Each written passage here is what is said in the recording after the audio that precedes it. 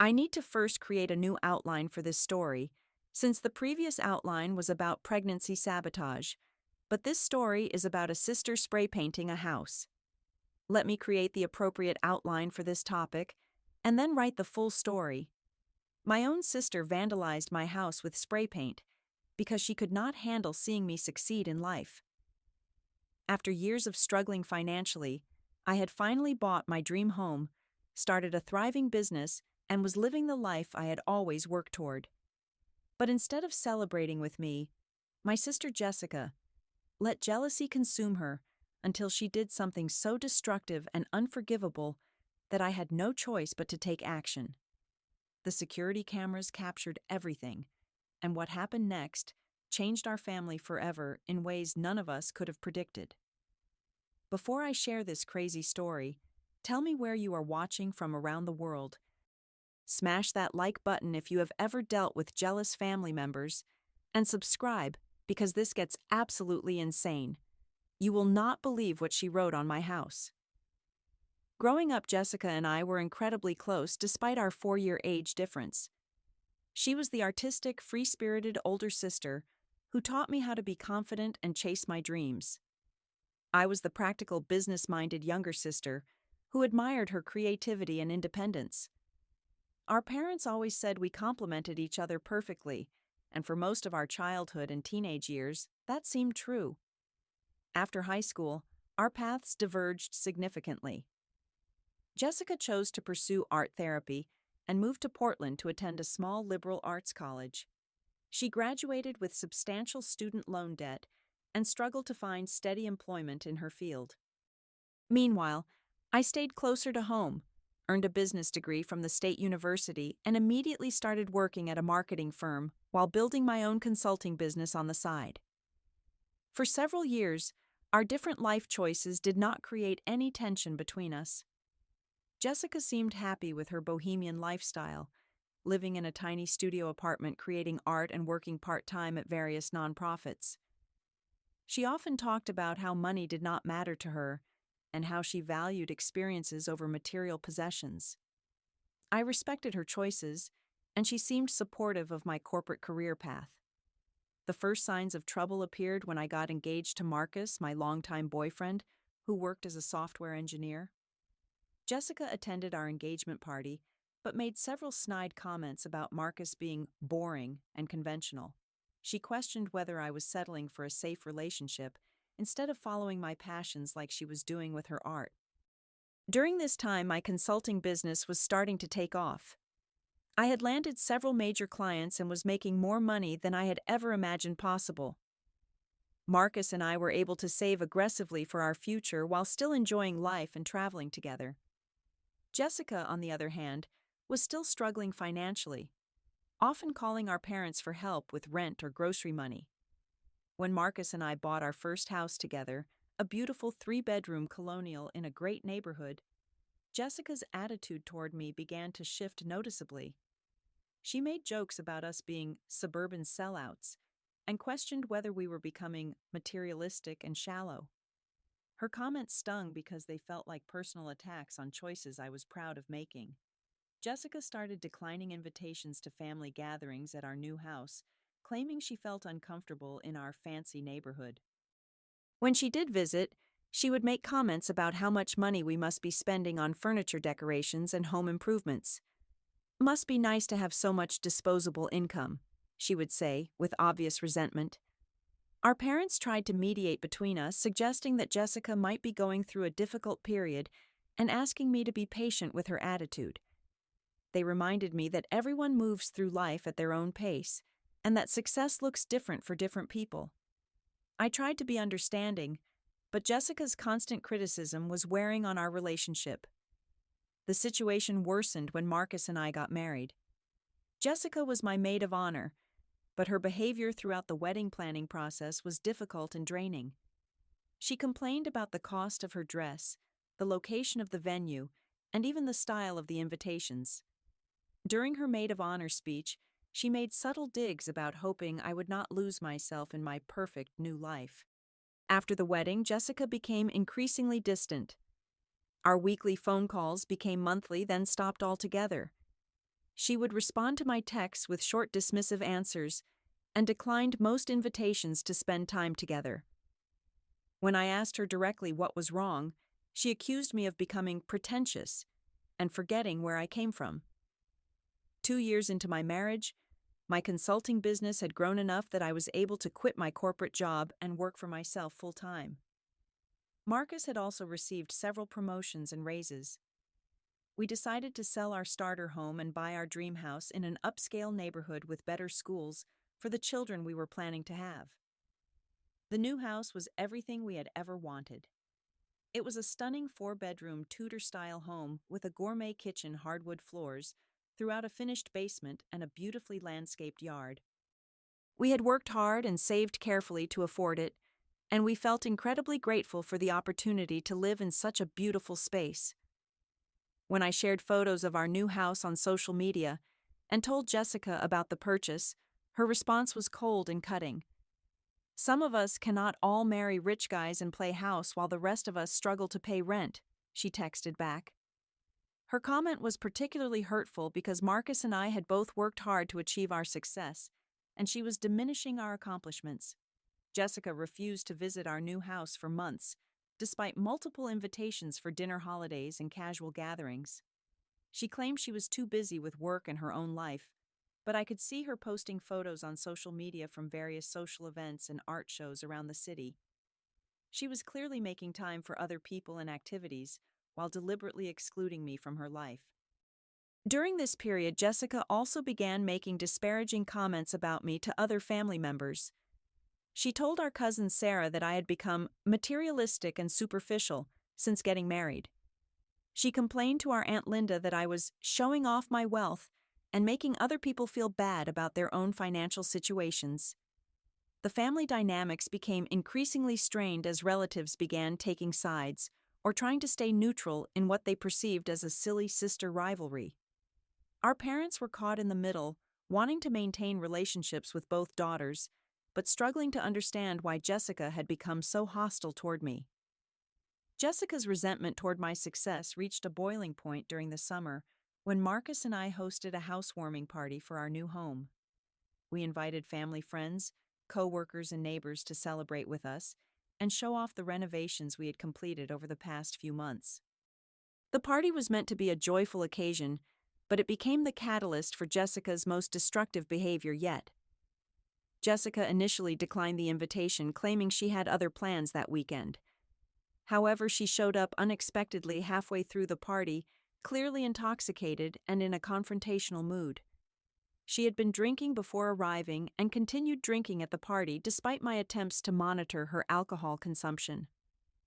Throughout the evening, Jessica made increasingly inappropriate comments about our house, our guests, and our lifestyle choices. She loudly criticized the expensive wine we were serving, mocked the decor in our living room, and made snide remarks about our friends being pretentious and fake. Several guests commented to me privately about her rude behavior. The situation escalated when Jessica cornered me in the kitchen and accused me of forgetting my roots and acting like I am better than everyone else. She claimed that I was flaunting my wealth to make other people, specifically her, feel inferior about their own life choices and financial situations. "You used to be real," she slurred, pointing an accusing finger at me. "Now you are just another suburban princess who thinks money makes you special. You have turned into everything we used to make fun of when we were kids." I tried to calm her down and suggest that we talk privately after the party, but Jessica was beyond reasoning. She continued her tirade in front of our guests, embarrassing both of us and creating an uncomfortable atmosphere for everyone present. Marcus eventually asked her to leave, which only made her angrier. As Jessica stormed out of the party, she shouted back at us from the driveway, loud enough for the entire neighborhood to hear. "Enjoy your perfect little life in your perfect little house. Some of us have real problems to deal with." Her dramatic exit left our guests shocked and uncomfortable, effectively ruining what should have been a happy celebration. The next morning, I tried calling Jessica to discuss what had happened, but she did not answer her phone. I left several voicemails asking her to call me back, so we could work through whatever issues were causing her to act so hostile toward me. She never returned my calls. Over the following weeks, Jessica's behavior became even more erratic and concerning. She began posting passive-aggressive comments on my social media posts, making sarcastic remarks about my blessed life and my material success. When I posted a photo of Marcus and me at a nice restaurant, she commented, "Must be nice to eat at places that cost more than some people make in a week." Jessica also started spreading rumors about me within our extended family network. She told our cousin that Marcus and I were drowning in debt and only pretending to be successful. She claimed to our aunt that we had borrowed money from my parents to buy the house, which was completely false. These lies were designed to undermine my reputation and make other family members question the legitimacy of our success. The harassment escalated to our neighborhood when Jessica began driving by our house at odd hours, sometimes stopping to take photos or just sitting in her car staring at our home. Our neighbor Mrs. Peterson mentioned seeing an unfamiliar woman in a blue Honda parked across the street multiple times during the week. Marcus installed a security camera system around our property after we noticed some minor vandalism in our yard. Someone had trampled through our flower beds and knocked over our decorative garden gnomes. We assumed it was teenagers playing pranks, but the timing coincided with Jessica's increased drive by visits. The situation reached its peak on a Saturday morning in late August. Marcus and I had left early to attend a friend's wedding about 2 hours away. We planned to stay overnight at a hotel and return Sunday afternoon. Our house was empty and unmonitored, except for the security cameras we had recently installed. Around 3 o'clock in the afternoon, while we were at the wedding ceremony, Jessica arrived at our house carrying several cans of spray paint. The security footage later showed her spending nearly 20 minutes vandalizing our beautiful home with hateful, jealous messages that revealed the depth of her resentment. She spray-painted "Spoiled Princess" in large red letters across our white garage door. On the front of the house, she wrote, "Daddy's money," in black paint, even though our parents had not given us any financial assistance. Along the side of the house facing the street, she painted "Fake Success" and "Trust Fund Baby" in bright blue letters. The most hurtful message was painted across our front door in green spray paint. "You think you're better than everyone," was written in jagged, angry letters that dripped down the white paint of our door like tears. The vandalism was extensive, covering multiple sides of our house and clearly visible from the street. Jessica did not stop at the exterior walls. She also spray-painted our driveway, our mailbox, and even some of our outdoor furniture. The messages continued with "Money can't buy class" on our walkway and "Shallow and selfish" on our patio table. When Marcus and I returned home Sunday afternoon, we were devastated by what we found. Our beautiful house, which we had worked so hard to buy and maintain, was covered in hateful graffiti that attacked our character and our achievements. The damage was extensive and would require professional cleaning and possibly repainting to repair. Standing in my driveway, looking at the destruction Jessica had caused, I felt a mixture of heartbreak, anger, and determination that I had never experienced before. This was not just vandalism, it was a deliberate attack on everything Marcus and I had worked to build together. The hateful messages revealed the true depth of Jessica's jealousy and resentment toward our success. Marcus was furious and wanted to call the police immediately, but I asked him to wait while I reviewed the security footage first. I needed to see exactly what had happened and confirm that Jessica was responsible before taking any legal action against my own sister. The security cameras had captured everything in crystal clear detail. I watched in shock as Jessica methodically vandalized our home, taking her time to write each cruel message with obvious satisfaction. She was completely sober and deliberate in her actions, making it clear that this was not a spontaneous decision made under the influence of alcohol. What struck me most was how much planning had gone into the attack. Jessica had brought multiple colors of spray paint and had obviously thought about what she wanted to write and where she wanted to write it. This was a calculated assault designed to hurt us as deeply as possible while expressing her twisted view of our success. After documenting all the damage and reviewing the footage, I made a decision that would change our family dynamics forever. Instead of handling this privately within the family, I was going to expose Jessica's behavior publicly and hold her accountable for her actions through both social and legal consequences. I created a comprehensive video that included footage of the vandalism before and after photos of our house, and a calm explanation of the situation for context. The video showed Jessica clearly and unmistakably committing the crimes, along with the extensive damage she had caused to our property. In my narration, I explained the history of Jessica's jealousy and harassment, providing context for why she had escalated to this level of destructive behavior. I was careful to stick to facts rather than emotions, letting the evidence speak for itself about what kind of person would vandalize their sister's home out of pure jealousy. Before posting the video, I called our parents to inform them about what Jessica had done and what I planned to do in response. They were horrified by the security footage and supported my decision to pursue both legal action and public accountability for Jessica's behavior. I posted the video on multiple social media platforms with a caption that read, "When family jealousy turns into criminal behavior." My sister vandalized our home because she cannot handle seeing us succeed in life. The security cameras caught everything. This is what happens when resentment goes too far.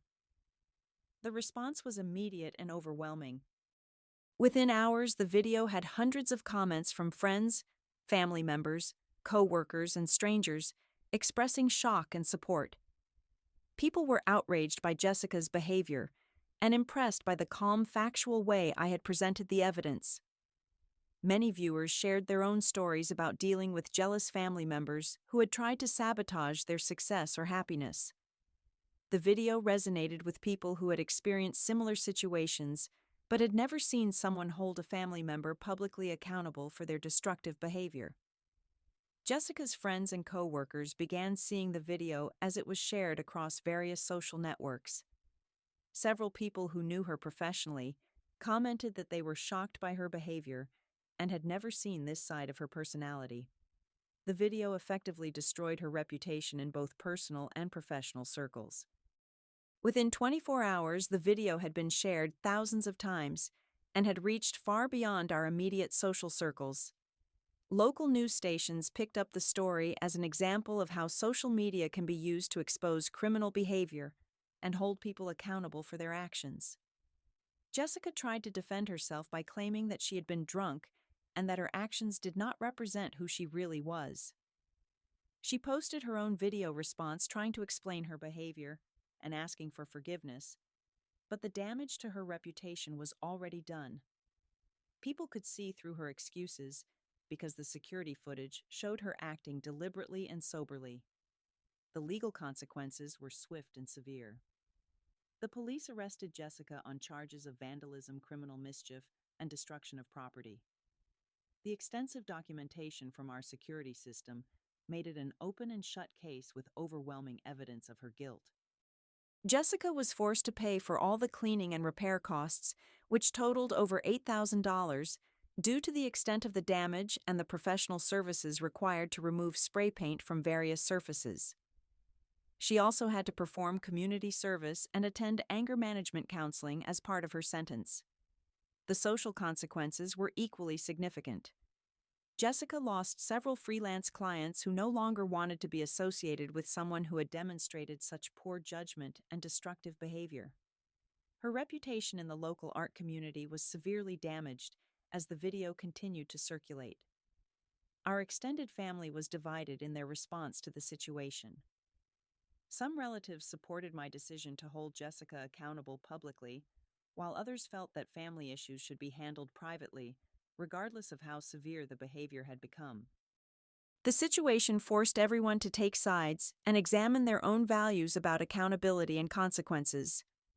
Our parents struggled with the aftermath because they loved both of their daughters, but could not defend Jessica's actions. They supported the legal consequences, but were heartbroken that their family had been torn apart by jealousy and resentment. They attended family therapy to help them process their emotions and figure out how to move forward. The aftermath of exposing Jessica's vandalism taught me valuable lessons about setting boundaries, protecting my family, and refusing to enable destructive behavior, even when it comes from people I love.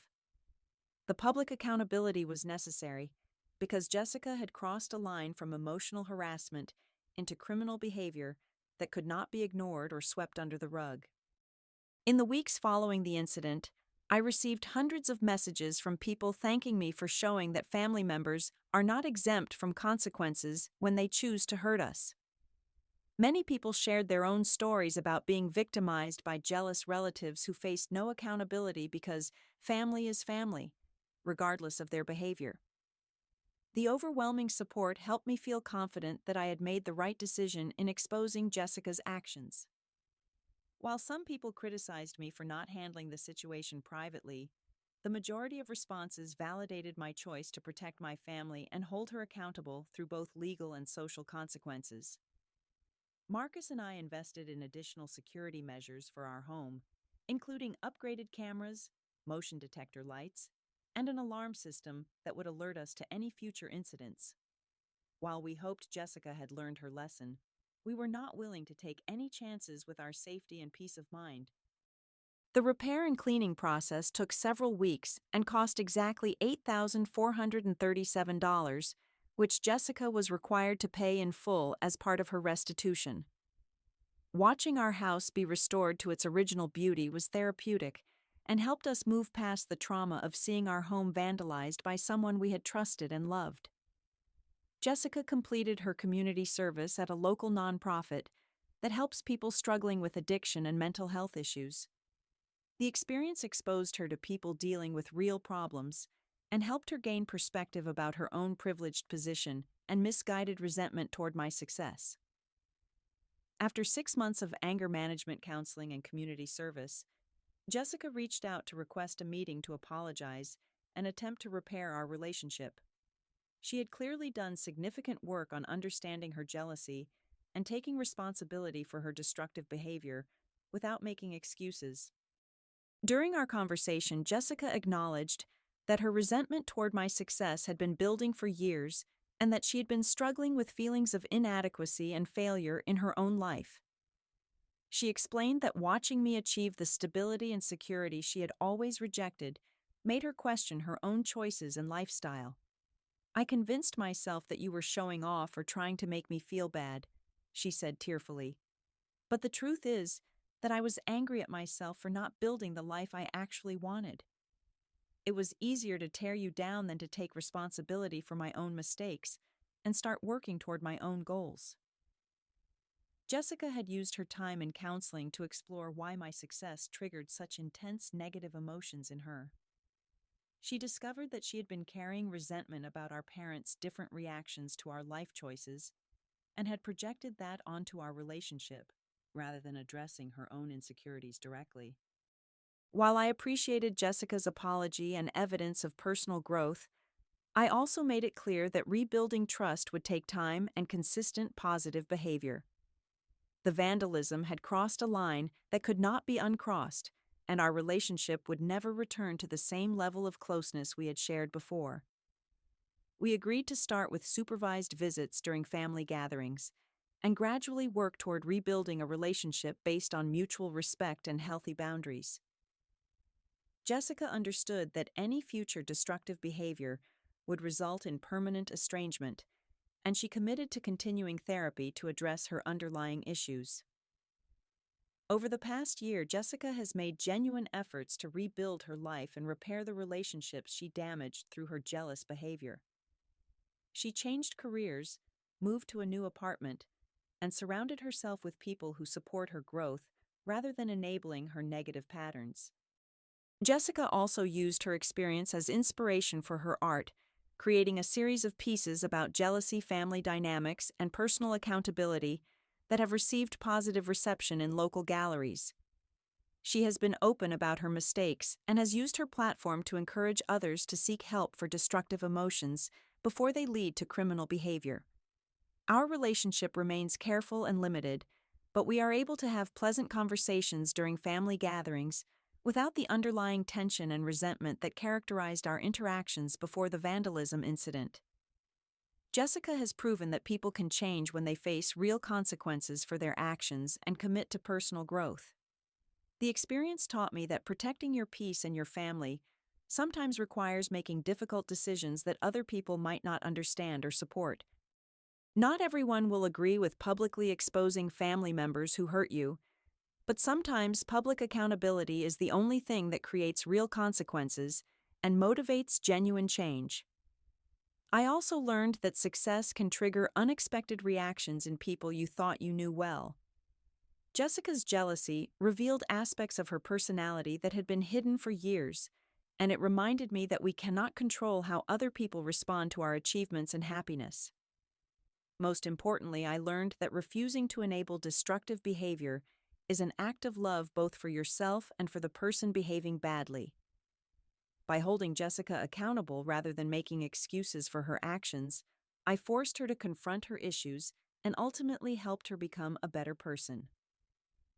Today, Marcus and I continue to build our life together in our beautiful home, which has been fully restored and feels safe and peaceful again.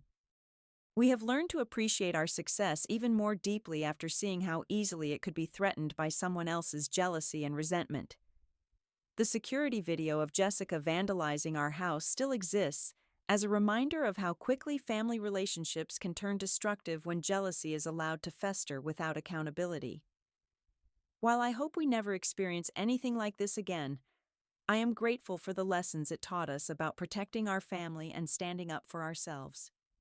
Sometimes the people who are supposed to love and support us the most can become our biggest enemies when they cannot handle our success.